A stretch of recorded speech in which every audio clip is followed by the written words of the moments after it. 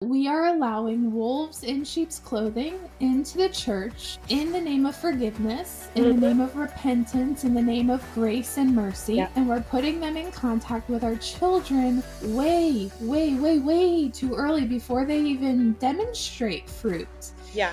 I read a report from back in like 2006. The Department of Education, they determined that teachers Mhm. are 100 times more likely to sexually abuse a child than a Catholic priest, which is extremely alarming to me because look at the school system. Look at how desperate they are to put teachers in place because they don't have enough teachers. Mhm. And there are wolves that are preying around like roaring lions seeking someone to devour, and Absolutely. they know how to get in contact with these kids. Oh, yeah. They are master manipulators. They will purposefully get a degree in something so they can gain access to our children, Mhm. whether it be a teacher, a professor, a coach, a I'm just guessing here, but I would bet you that part of the reason for that statistic is because you think about the amount of time that teachers are with kids compared with the amount of time that those kids are in church.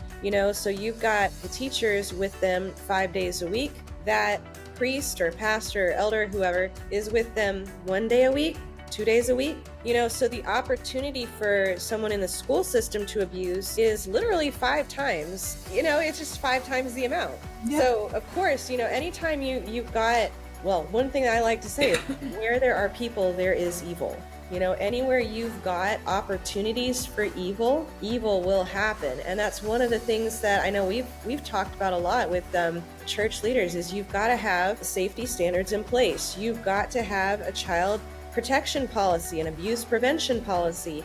You've got to have these things in place because unless you are actively preventing evil, evil will happen. Yep. This is the nature of the fallen world we live in.